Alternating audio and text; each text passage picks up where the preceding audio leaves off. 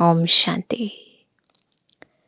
शिव बाबा हमारा बाबा भी है, टीचर भी है और फिर सुप्रीम सर्जन भी है, क्योंकि आज की दुनिया में हर इंसान को सर्जन की बहुत ज़रूरत है, क्योंकि बीमारियां बढ़ती जा रही हैं। तो जीवन में भी हेल्थ चाहिए तो उसके लिए सर्जन चाहिए, हॉस्पिटल चाहिए। वेल्थ चाहिए तो यूनिवर्सिटी चाहिए, शिक्षक चाहिए।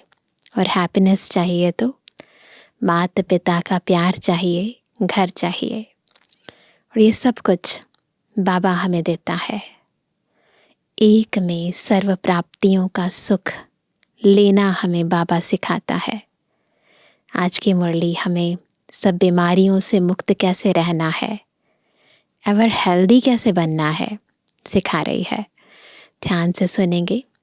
आत्मिक स्थिति में स्थित होकर बाबा को याद करके फिर बाबा के महावाक्य बाबा से सुनेंगे। आज है 17 तारीख 17 अप्रैल 2025। बाबा के महावाक्य हैं, मीठे बच्चे, यह रूहानी हॉस्पिटल तुम्हें आधा कल्प के लिए एवर हेल्दी बनाने वाली है। यहाँ तुम देही अभिमानी होकर बैठो, है ना।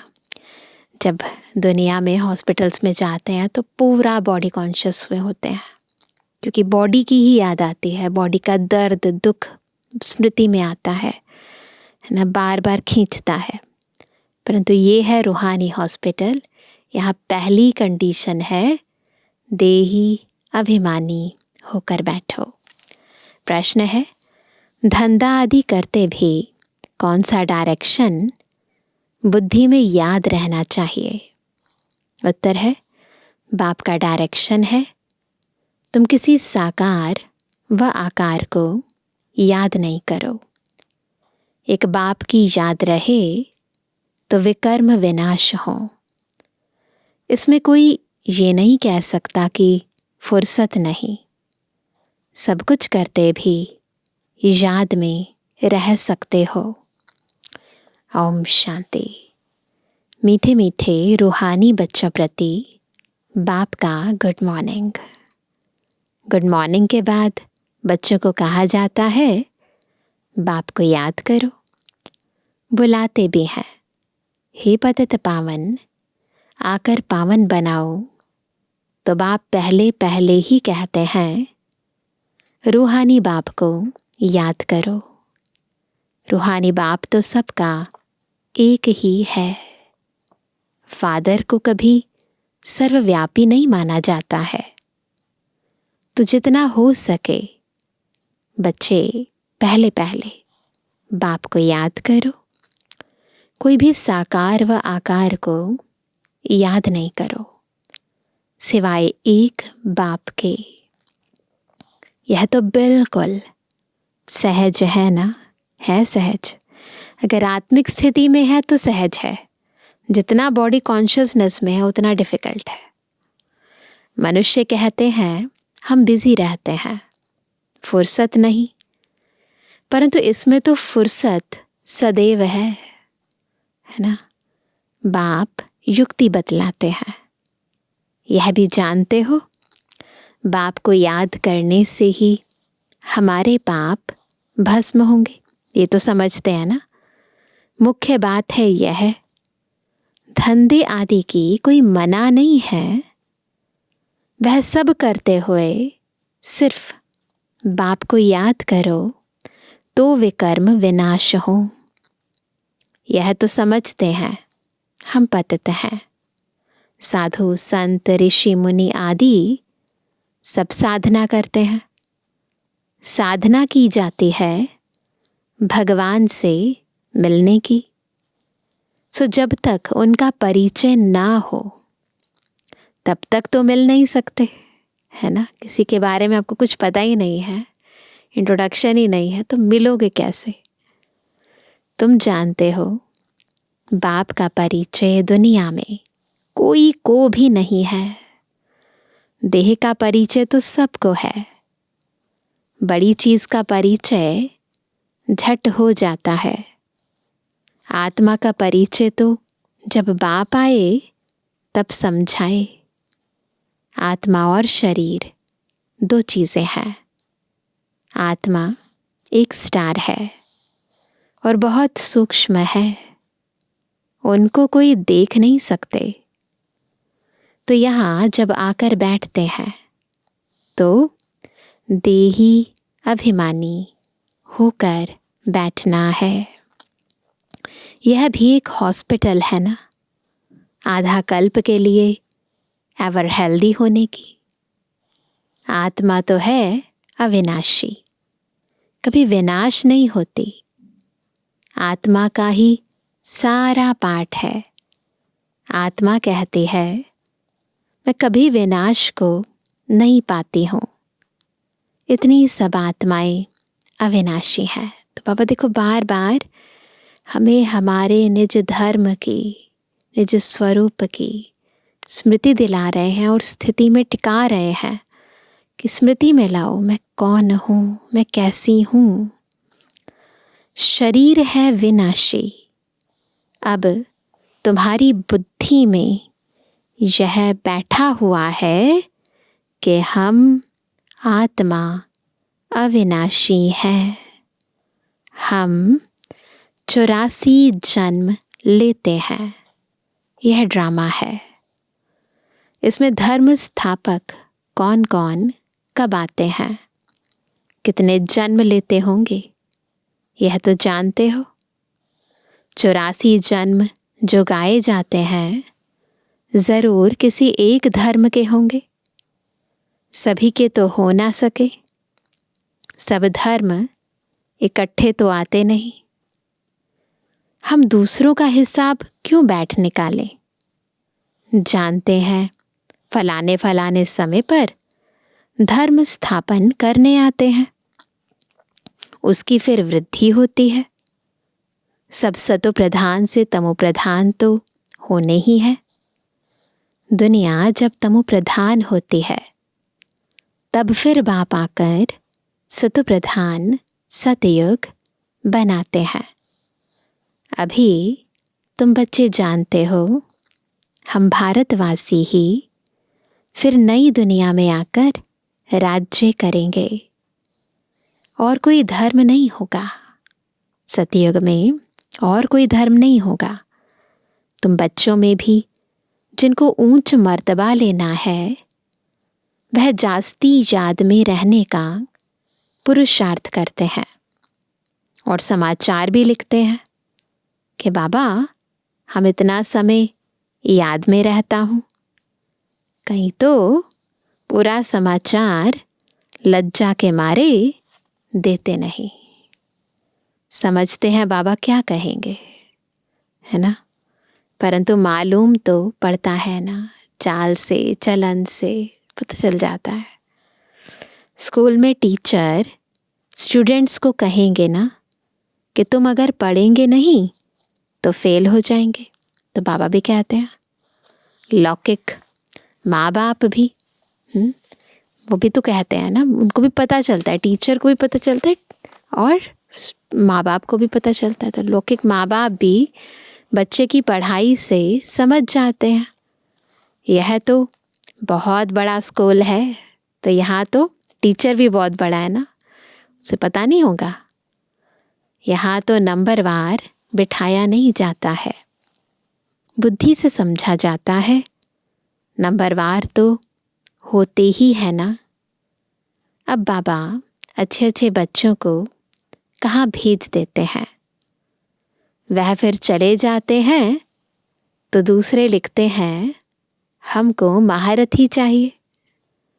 तो ज़रूर समझते हैं वह हमसे होशियार नामी ग्रामी है। नंबरवार तो होते हैं ना। प्रदर्शनी में भी अनेक प्रकार के आते हैं, तो गाइड्स भी खड़े रहने चाहिए जांच करने के लिए। तो बाबा हमें ट्रेनिंग देते हैं कि देखो कैसा व्यक्ति है, उसके अनुसार उसको वैसा ही गाइड दो। रिसीव करने वाले तो जानते हैं यह किस प्रकार का आदमी है। तो उनको फिर इशारा करना चाहिए कि इनको तुम समझाओ। तुम भी समझ सकते हो, first grade, second grade, third grade सब है वहाँ, तो सबकी सर्विस करनी ही है। कोई बड़ा आदमी है तो ज़रूर बड़े आदमी की खातिरी तो सब करते ही हैं, यह कायदा है। बाप अथवा टीचर बच्चों की क्लास में महिमा करते हैं, यह भी सबसे बड़ी खातिरी है ना। नाम निकालने वाले बच्चों की महिमा अथवा खातिरी की जाती है। यह फलाना धनवान है, रिलीजियस माइंडेड है, यह भी खातिरी है ना। किसी की महिमा करना जब इंट्रोड्यूस कराते हैं तो ये भी तो खातिरी है ना। अब तुम यह जानते हो ऊंच ते ऊंच भगवान है, कहते भी हैं बरोबर ऊंच ते ऊंच है, परंतु फिर बोलो उनकी बायोग्राफी बताओ तो कह देंगे सर्वव्यापी है। बस एकदम नीचे कर देते हैं, इतनी महिमा गाते हैं ऐसे है और फिर क्या कहते हैं, क्या कहते कि वो सर्वव्यापी है। अब तुम समझा सकते हो सबसे ऊंचे ते ऊंच है भगवान, वह है मूल वतन वासी, सूक्ष्म वतन में है देवताएं, यहाँ रहते हैं मनुष्य। तो ऊंच ते ऊंच भगवान वह निराकार ठहरा। अभी तुम जानते हो हम जो हीरे मिसल थे सो फिर कौड़ी मिसल बन पड़े हैं, फिर भगवान को अपने से भी जास्ती नीचे ले गए हैं, पहचानते ही नहीं हैं। तुम भारतवासियों को ही पहचान मिलती है, फिर पहचान कम हो जाती है। अभी तुम बाप की पहचान सबको देते जाते हो, ढेरों को बाप की पहचान मिलेगी। तुम्हारा मुख्य चित्र है ही, कौन से मुख्य चित्र आज बाबा ने कहे, त्रिमूर्ति, गोला, झाड़। इनमें कितनी रोशनी है, रोशनी यानी ज्ञान है, प्रकाश है। यह तो कोई भी कहेंगे यह लक्ष्मी नारायण सतयुग के मालिक थे। अच्छा, सतयुग के आगे क्या था, यानी सतयुग से पहले क्या था, यह भी अभी तुम जानते हो। संगम युग था ना, अभी है कलयुग का अंत और है भी प्रजा का, प्रजा पर राज्य। अभी राजाई तो है नहीं, कितना फर्क है। सतयुग के आदि में राजाएं थे और अभी कलयुग में भी राजाएं हैं। भल कोई वह पावन नहीं है, परंतु कोई पैसा देकर भी टाइटल ले लेते हैं। आजकल तो टाइटल्स लेने के लिए क्या करते हैं, धन का इस्तेमाल करते हैं।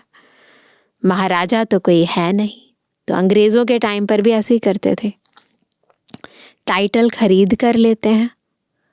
जैसे पटियाला का महाराजा, जोधपुर, बीकानेर का महाराजा, नाम तो लेते हैं ना।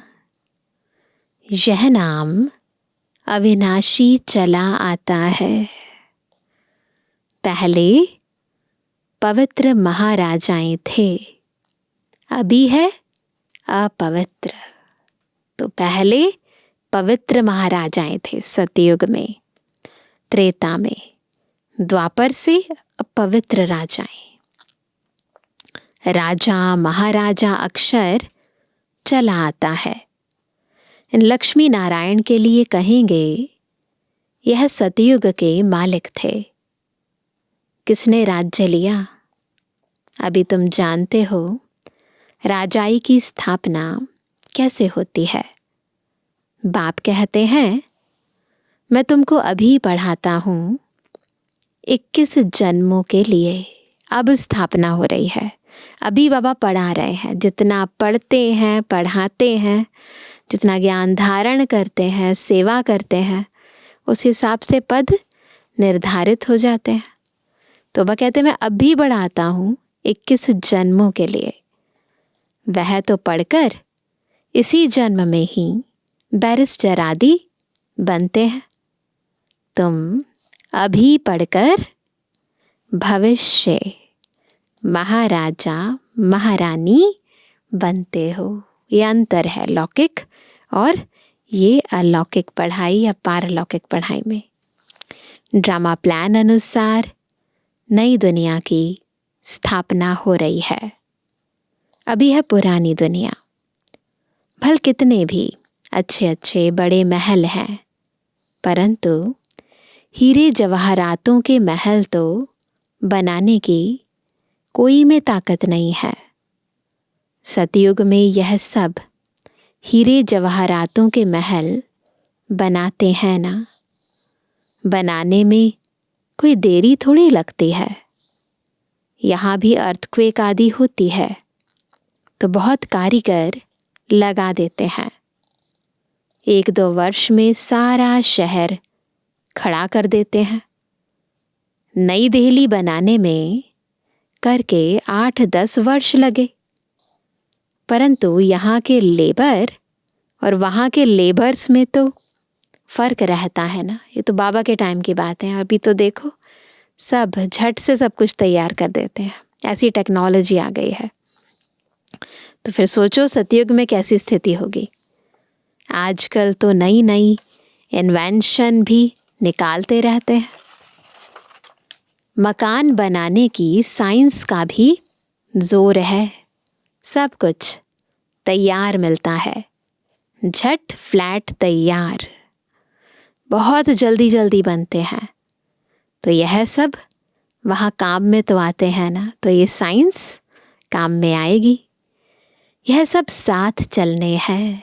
बुद्धि में जो संस्कार है ना वो साथ चलने हैं। संस्कार तो रहते हैं ना, तो यह साइंस के संस्कार भी चलेंगे। तो अब बाप बच्चों को समझाते रहते हैं, पावन बनना है तो बाप को याद करो। सिंपल। बाप भी गुड मॉर्निंग कर फिर शिक्षा देते हैं। बच्चे बाप की याद में बैठे हो, पूछते हैं बाबा, चलते फिरते बाप को याद करो, क्योंकि जन्म जन्मांतर का सिर पर बोझा है। सीढ़ी उतरते उतरते 84 जन्म लेते हैं। अभी फिर एक जन्म में चढ़ती कला होती है। जितना बाप को याद करते रहेंगे उतना खुशी भी होगी, ताकत मिलेगी। बहुत बच्चे हैं जिनको आगे नंबर में रखा जाता है, परंतु याद में बिल्कुल रहते नहीं हैं। तो बाबा अंदर को जानते हैं ना। भल ज्ञान में तीखे हैं, परंतु याद की यात्रा है नहीं। बाप तो बच्चों की महिमा करते हैं। यह भी नंबर 1 में है, तो ज़रूर मेहनत भी करते होंगे ना। तो ब्रह्मा बाबा पता था कि मैं नंबर 1 में हूँ, फिर भी कितना पुरुषार्थ किया है ना।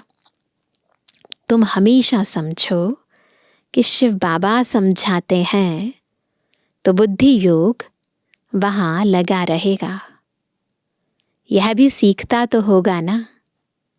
फिर भी कहते हैं बाबा को याद करो, है ना। सब चाहे बाबा के बच्चे हैं, चाहे ब्रह्मा बाबा थे, चाहे मम्मा थी, सबका बुद्धि योग बाबा के साथ लगा रहे, उसके लिए युक्ति बताते थे और सबका ध्यान ऊपर खिंचवाते थे। तो वह कहते फिर भी ये क्या कहते हैं, बाबा को याद करो। किसको भी समझाने के लिए चित्र है। भगवान कहा ही जाता है निराकार को। वह आकर शरीर धारण करते हैं। एक भगवान के बच्चे, सब आत्माएं भाई भाई हैं। अभी इस शरीर में विराजमान है। सभी अकाल मूर्त हैं। यह अकाल मूर्त यानी आत्मा का तख्त है। अकाल तख्त और कोई खास चीज़ नहीं है। वो जो दिखाया है अकाल तख्त, तो बाबा ने कहा कि ऐसा कोई फिजिकल तख्त नहीं है, यह तख्त है अकाल मूरत का। तो ब्रह्मा बाबा की भ्रुकुटी तख्त है शिव बाबा का। भ्रुकुटी के बीच में आत्मा विराजमान होती है। इसको कहा जाता है अकाल तख्त, जिसे काल ना खा सके। अकाल मूरत का, उस आत्मा का। आत्माएं सब अकाल है ना, आत्मा तो अजर अमर अविनाशी है ना, उसको काल नहीं खाता है। कितनी अति सूक्ष्म है। बाप तो है निराकार, वह अपना तख्त कहाँ से लाए? बाप कहते हैं मेरा भी यह तख्त है, मैं आकर इस तख्त का लोन लेता हूँ। ब्रह्मा के साधारण बूढ़े तन में अकाल तख्त पर आकर बैठता हूँ। अभी तुम जान गए हो सब आत्माओं का यह तख्त है। मनुष्यों की ही बात की जाती है, जानवरों की तो बात नहीं। पहले जो मनुष्य जानवर से भी बदतर हो गए हैं वह तो सुधरे। पहले तो अपनी बात करें ना, फिर जानवरों की बात। कोई जानवर की बात पूछे, बोलो पहले अपना तो सुधार करो। सतयुग में तो जानवर भी बड़े अच्छे फर्स्ट क्लास होंगे, किचड़ा आदि कुछ भी नहीं होगा। किंग के महल में कबूतर आदि का किचड़ा हो तो दंड डाल दे, ऐसा कुछ नहीं होगा वहाँ। आप अभी तो देखते हैं ना, चिड़िया कबूतर कितनी गंदगी कर देती है। तो बाबा कहते हैं जरा भी किचड़ा नहीं, वहाँ बड़ी खबरदारी रहती है, पहरे पर रहते हैं, कभी कोई जानवर आदि अंदर घुस न सके। बड़ी सफाई रहती है। लक्ष्मी नारायण के मंदिर में भी कितनी सफाई रहती है। शंकर पार्वती के मंदिर में कबूतर भी दिखाते हैं, जो दिखाते ना स्टोरी के अंदर, अमरनाथ की कथा सुनाई और कबूतर ने सुन ली तो वो अमर बन गए और वो सो गई पार्वती। तो ये सब कहानियाँ बताई हैं, तो फिर उनके मंदिर में भी कबूतर दिखा देते हैं कि ये वही अमर हैं कबूतर, आज भी हैं। तो वह कहते हैं कि तो ज़रूर मंदिर को भी खराब करते होंगे। शास्त्रों में तो बहुत दंत कथाएं लिख दी हैं। अभी बाप बच्चों को समझाते हैं, उनमें भी थोड़े हैं जो धारणा कर सकते हैं, बाकी तो कुछ नहीं समझते।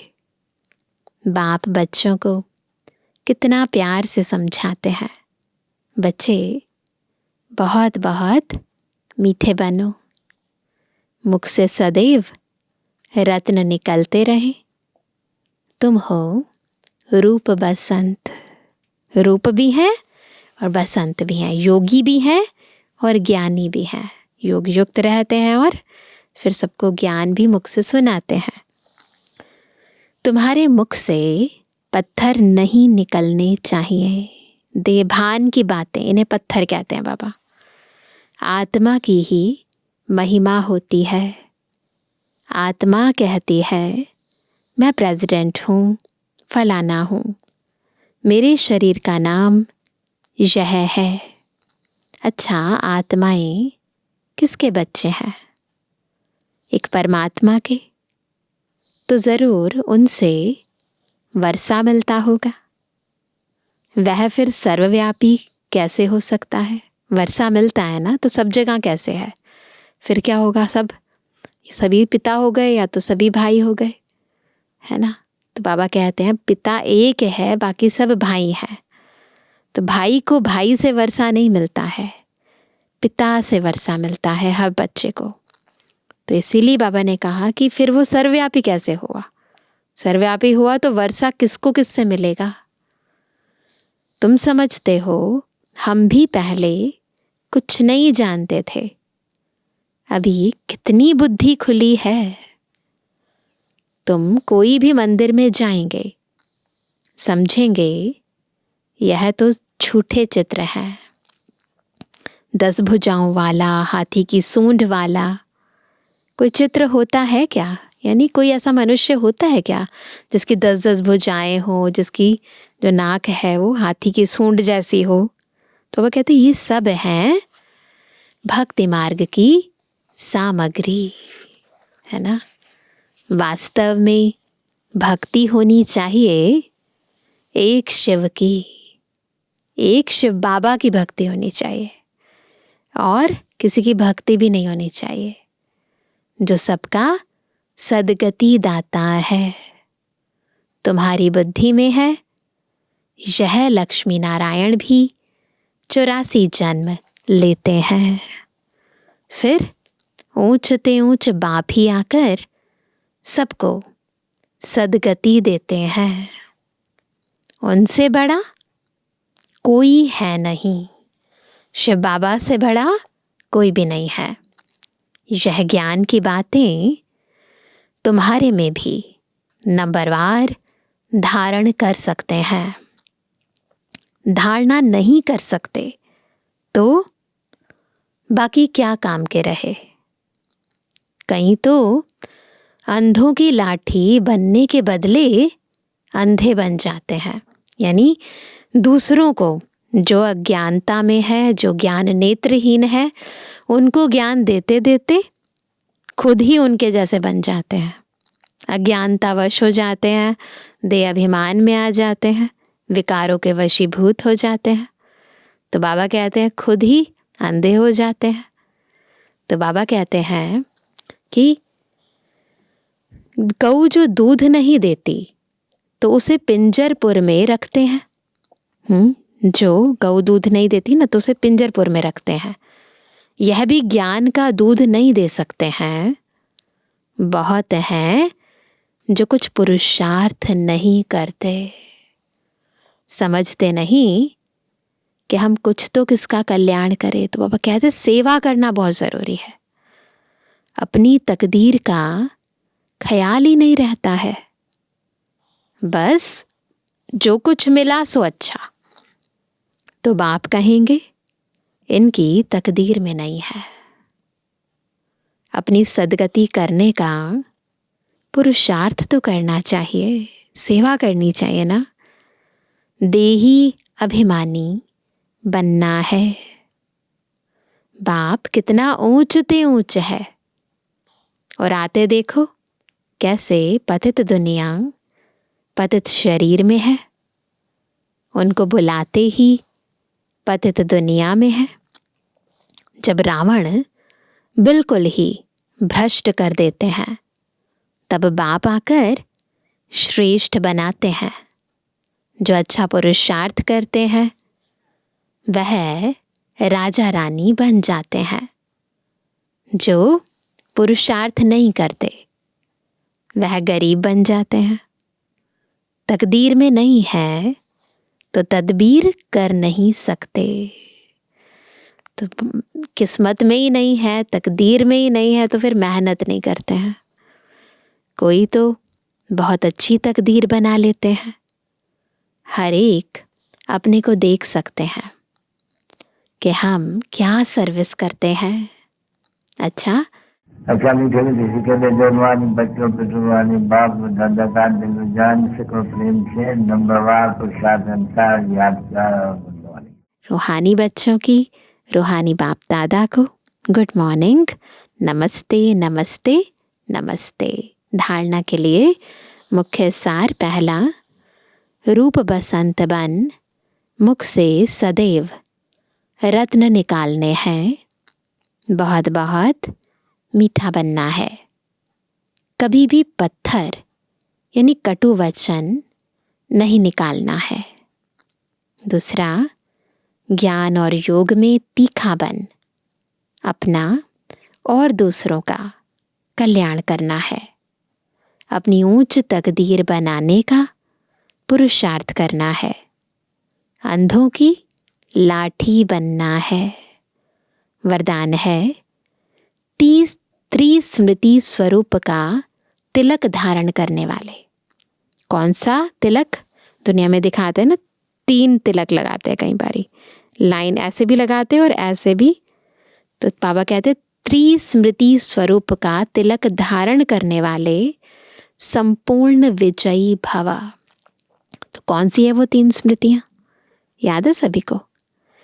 स्वयं की स्मृति, बाप की स्मृति और ड्रामा के नॉलेज की स्मृति। इन्हीं 3 स्मृतियों में सारे ज्ञान का विस्तार समाया हुआ है। स्वयं का ज्ञान, बाबा का ज्ञान, ड्रामा का ज्ञान। नॉलेज के वृक्ष की यह 3 स्मृतियां हैं। जैसे वृक्ष का पहले बीज होता है, उस बीज द्वारा 2 पत्ते निकलते हैं, फिर वृक्ष का विस्तार होता है। ऐसे मुख्य है बीज, बाप की स्मृति, फिर 2 पत्ते अर्थात आत्मा और ड्रामा की सारी नॉलेज।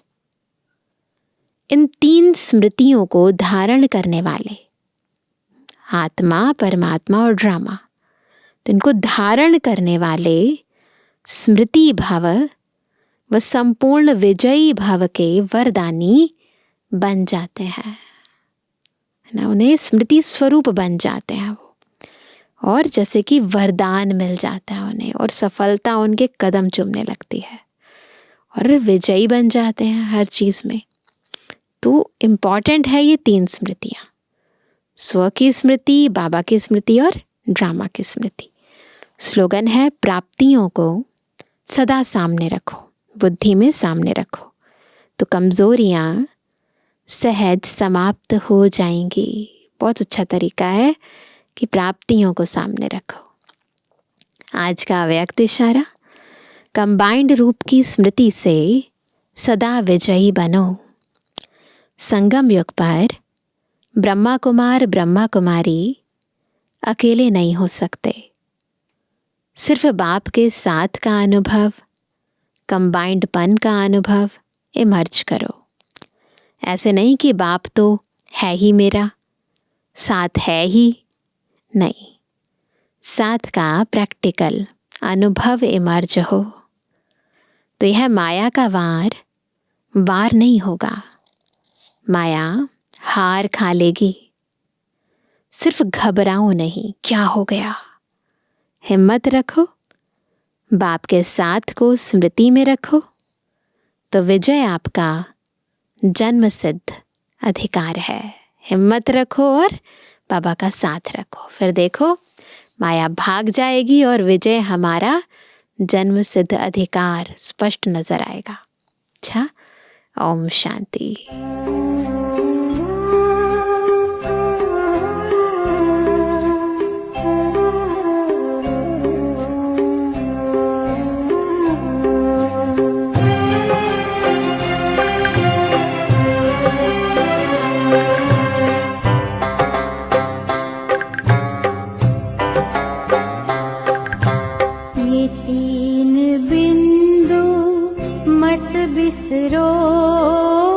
मत